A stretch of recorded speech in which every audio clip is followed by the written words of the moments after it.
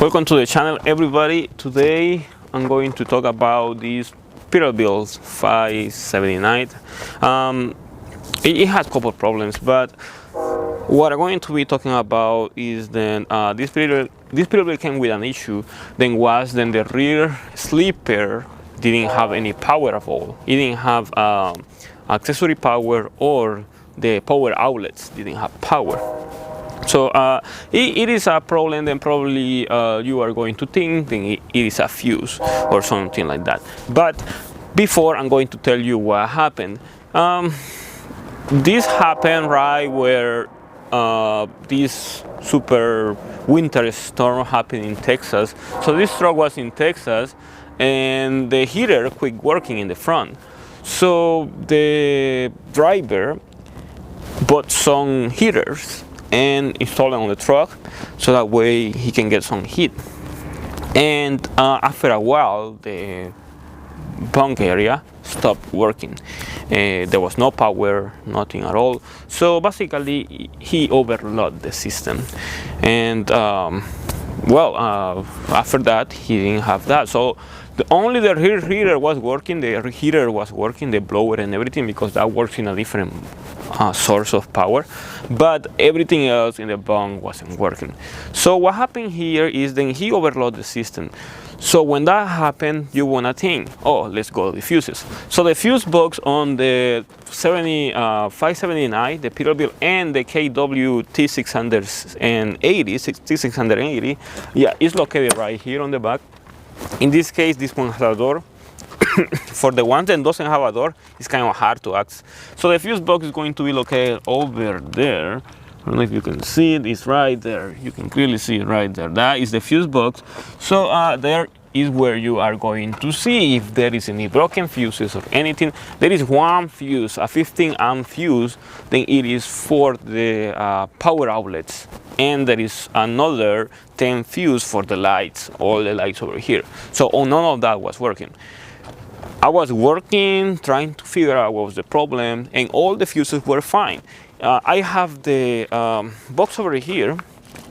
This is the old box because I had to replace it. And all the fuses were in good shape. I removed all the fuses, and all these fuses were working fine. They have no problems at all. So what happened here?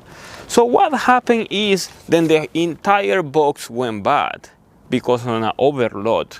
There was overloaded power, and this burned the complete box. So I noticed that the box was bad because I was moving it, shaking it, and then work, and then quit working, work, keep working. So definitely the box was bad. So I have two complaints, we can say, or 2 points of views. The first point of view is then the driver carelessly apply so much power to the bunk of the truck, overloading the system, which was not good. But the second one will be then this box didn't do its work. The fuse over here is supposed to blow before anything happened, but the fuse didn't do anything.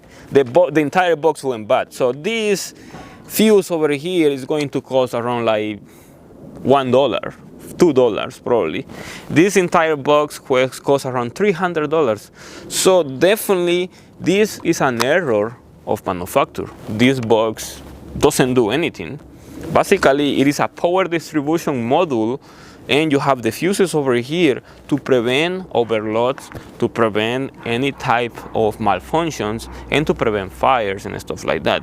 But this box didn't do its work because probably it doesn't work. I mean, people then designed these didn't actually pay attention to details like that.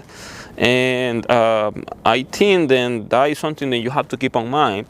If you overload your sleeper on your Peterbilt 579 or your KW T680, because they use the same technology, you are going to destroy your rear fuse box. And this is going to be very expensive, because one fuse, as I said before, is going to be very cheap, but the box itself is going to cost a lot of money. Well, it is something that I was going to tell you about it. I mean, it is not something that is going to affect everybody over the road, but you know, probably it will affect you, and when that happens, you won't know what to do. There is ways to do power bypass to the system. You can collect a power source from the rear or from the major fuses like 30 amp fuses, and then get it to the 15 amp fuse, so that way you can get power. But it is not the proper way. In this case, the owner of the truck, he doesn't care how much money is going to be spent to fix the truck. He just wants to fix the truck right, that's all. So I can spend whatever money, but that doesn't mean that I will spend everything. So, but it is just a small video talking about the issue on this Peterbilt 79, which was very inconvenient. I spent a lot of time trying to find the problem, and trying to find the real solution, and at the end, the fuse box went bad.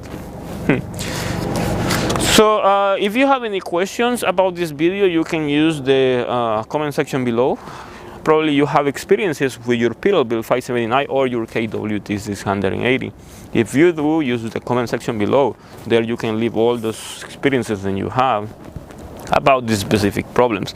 And just be sure to comment there, or also you can answer questions of everybody else then having about this type of problems too. If you want to contact me directly, go to Instagram. You can ask me anything there. Just be sure to have the information, pictures, codes, or anything that can help me to give you an answer. And also you can see different content there. You can see future videos that I'm doing there too. So that way you can keep posted on what videos you want to expect in the future. So subscribe to the channel, like the video, and thank you for watching.